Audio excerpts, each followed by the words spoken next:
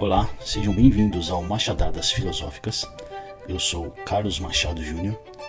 É um grande prazer ter você nesse episódio para juntos desbravarmos novos caminhos, novas ideias e nos inspirar com grandes histórias da filosofia.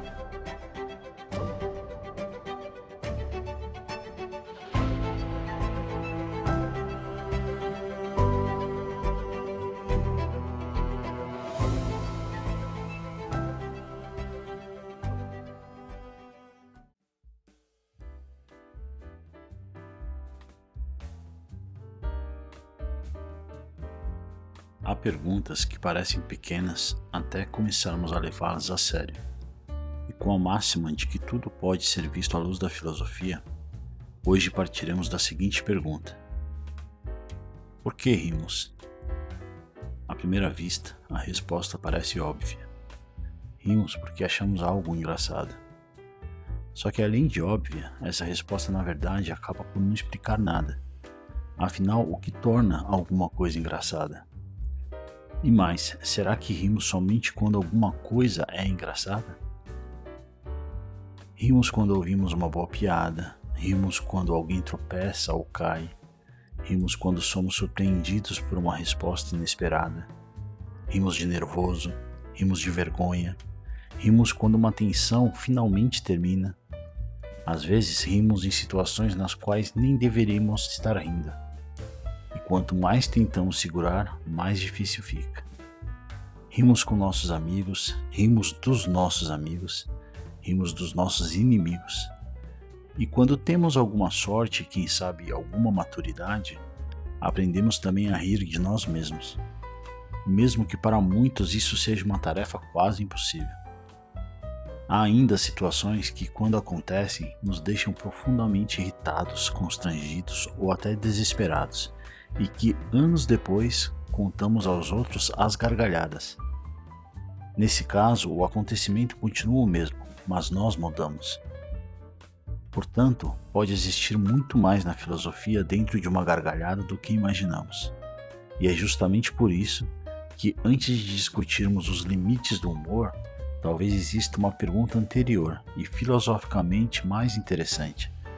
O que acontece dentro do ser humano para que alguma coisa se torne digna de riso? Aristóteles afirmou que o ser humano seria o único animal capaz de rir. Hoje sabemos que biologicamente essa afirmação precisa ser relativizada. Primatas apresentam vocalizações associadas às brincadeiras e às cócegas que possuem semelhanças evolutivas com o nosso riso. Experimentos também encontraram comportamentos semelhantes em outros animais. Então a questão aqui não é saber também se somos os únicos capazes de produzir algo semelhante a uma risada, mas parece que somos os únicos capazes de rir sobre os significados, porque nós rimos além dos estímulos físicos. Rimos de ironias, de contradições, de duplos sentidos, de lembranças, de expectativas frustradas. Rimos de uma história que nunca aconteceu, podemos imaginar uma situação absurda e começamos a rir sozinhos. E podemos deliberadamente organizar palavras, gestos e situações para provocar o riso em outra pessoa. E o que existe de muito humano no riso não é encontrado somente na gargalhada, mas na capacidade de transformar a maneira de interpretação da realidade em matéria para o riso. E foi justamente essa estranha capacidade que intrigou diferentes filósofos ao longo da história. Por exemplo, há quem diga que rimos porque nos sentimos superiores. Uma das explicações mais antigas para o riso está relacionada a essa afirmação e a essa ligação de uma superioridade. Ela aparece de diferentes maneiras em Platão, Aristóteles e ganha uma formulação muitos séculos depois com Thomas Hobbes. Hobbes associa o riso a uma espécie de glória súbita, onde se percebe alguma inferioridade, fraqueza ou situação ridícula no outro. E por alguns instantes experimenta-se uma sensação de superioridade naquele que ri. Alguém tropeça, alguém pronuncia uma palavra errada durante um discurso solene, alguém que tentava demonstrar enorme habilidade fracassa de maneira espetacular, e nós rimos.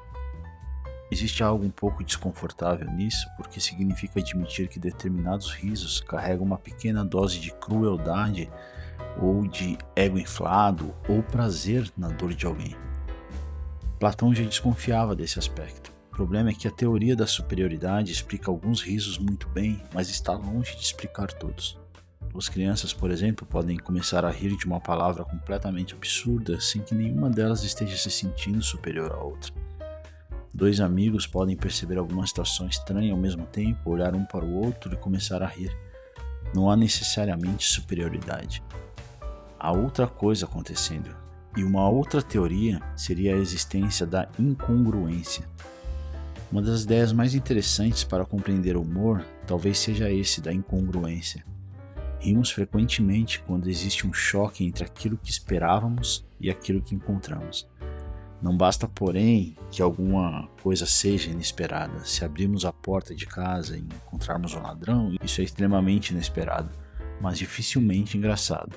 Já a incongruência cômica, existe algo diferente, uma quebra de expectativa que nossa mente consegue perceber sem interpretar imediatamente como uma ameaça grave.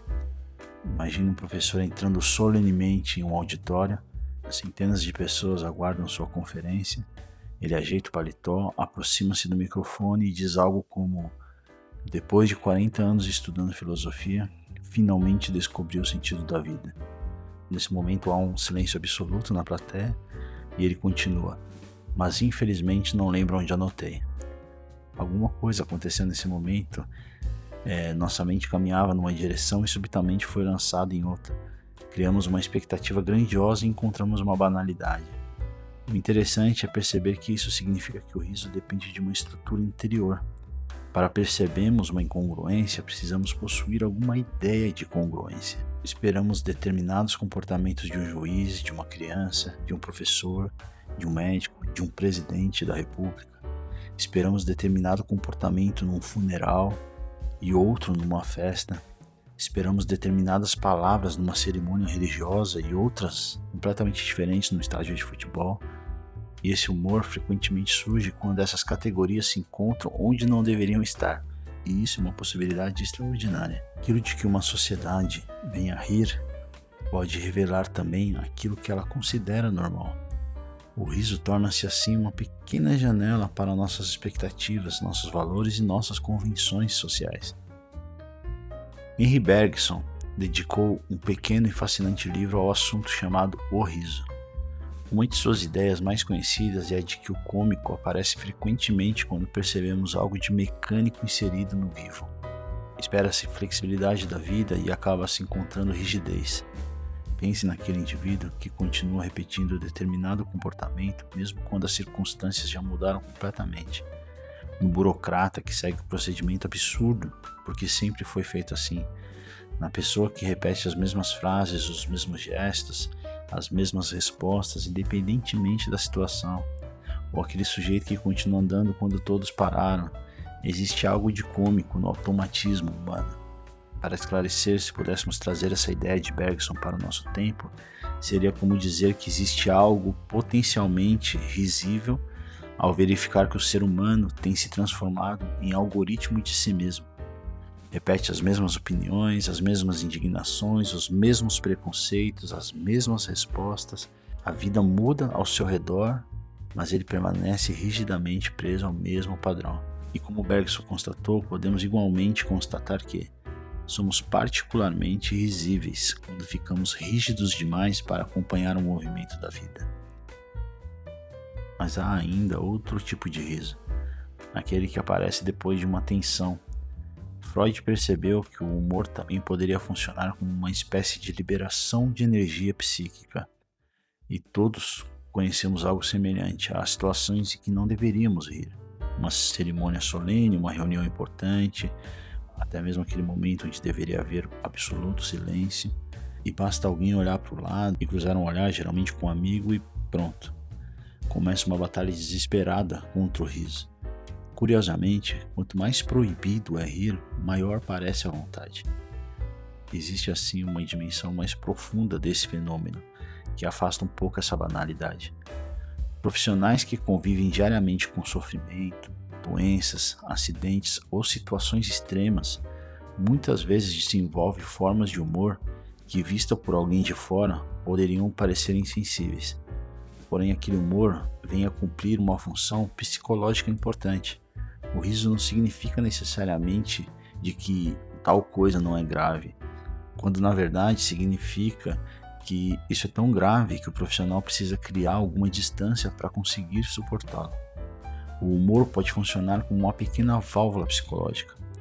Isso explica também por que conseguimos rir posteriormente de situações que, quando acontecem, nos deixam furiosos ou constrangidos ao excesso. Aquilo que ontem era tragédia e que no momento em que acontece pensamos quero desaparecer, talvez 5 anos depois, numa mesa com amigos, contamos exatamente a mesma história com um tom de vocês não imaginam o que aconteceu comigo, e começamos a estimular um riso em todos ao contar essa história. O que muda nesse momento é a distância do fato. Já não estamos completamente dentro do acontecimento, agora conseguimos observá-lo.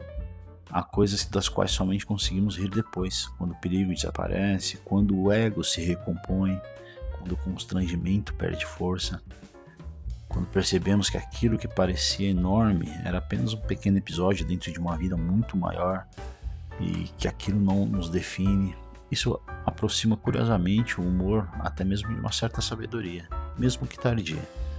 Quanto mais rigidamente identificados estamos com essas coisas, mais ameaçadora se torna qualquer situação que as coloque em risco. E assim falando, podemos identificar quão curiosa é a capacidade de rir de si mesmo. Rir de si mesmo pode representar uma pequena experiência de humildade, porque há alguns segundos abandonamos a obrigação de preservar intacto o personagem que construímos perante a sociedade. Mas é claro que também precisamos tomar cuidado, nem toda autodepreciação é virtude da humildade. Há pessoas que riem constantemente de si mesmas por insegurança, ridicularizam-se antes que os outros possam fazê-lo. Assim como alguém pode utilizar o humor para suportar uma tragédia, também pode utilizar o humor para jamais enfrentar seriamente os seus problemas. E assim, mais uma vez, o riso se mostra ambíguo. Ele pode tanto libertar como esconder, pode revelar humildade ou insegurança, pode aproximar ou afastar. No âmbito da moral, essa distinção é importante. Rir com alguém não é a mesma coisa que rir de alguém.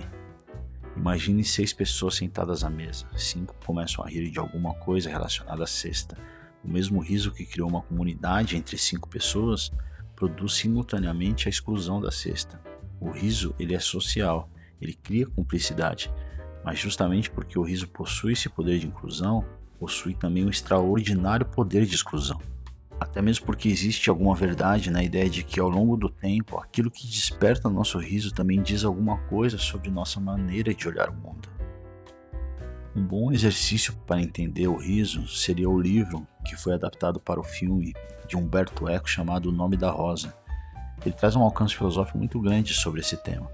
No centro da história existe um livro perdido e fictício, um suposto segundo livro da poética de Aristóteles dedicado à comédia. É justamente esse livro que o personagem Jorge de Burgos deseja esconder. E por quê? Porque o personagem não teme simplesmente pessoas se divertindo. Ele teme aquilo que o riso pode fazer com a verdade e com a autoridade. Se Aristóteles, na história, claro, uma das maiores autoridades filosóficas, tivesse legitimado filosoficamente o riso, então aquilo que Jorge considera perigoso ganharia enorme dignidade intelectual. E por que o riso seria tão perigoso para ele? Porque quem ri deixa de temer, pelo menos durante alguns segundos. Pensa numa autoridade absoluta, enquanto todos estão sérios diante dela, existe uma certa distância, reverência, solenidade, um temor. Agora imagine que alguém perceba algo cômico ou com um certo absurdo nessa autoridade e comece a rir. A autoridade não perdeu seu cargo, não perdeu suas armas, não perdeu necessariamente seu poder. Mas algo acontece aí que deixa essa personalidade dessacralizada. E isso é o que Jorge, na trama, teme. É um livro muito interessante para quem quer estudar sobre o riso, mas deixando um pouco de lado essa obra, o humor também pode ser utilizado como uma fuga intelectual. No caso de alguém responder a um argumento adversário, simplesmente se faz uma piada sobre ele. Pode ser usado como reforço à falácia ou à dialética erística, sendo esses 2 temas já tratados em outros episódios aqui desse podcast. O riso pode romper o encantamento da certeza pode ser arma poderosa contra a verdade. Isso é o que podemos constatar em debates onde se falta argumento e tenta-se ridicularizar a parte contrária. E para concluir esse tópico que parece se afastar um pouco do tema, fica a pergunta: o riso intencional como meio e não como fim continua sendo riso? Bom, entendemos até o momento que o riso nem sempre é libertador, pode ser cruel, poderoso. O riso da multidão diante do humilhado pode ser preconceituoso, cínico, mas também há o riso que carrega virtudes, alegria, contentamento, felicidade, compaixão e muitos outros aspectos já tratados aqui nesse episódio. E assim pode ser extremamente difícil construir uma única teoria capaz de explicar todos os risos ou todas as situações em que se ri. E isso pode ser uma boa notícia, porque se existem muitos risos, é justamente porque existem muitas maneiras humanas de estar diante do mundo. Mas por que uma criatura como nós precisa tanto do riso? Se engana quem acha que rir significa não levar completamente a sério o mundo ou a si mesmo.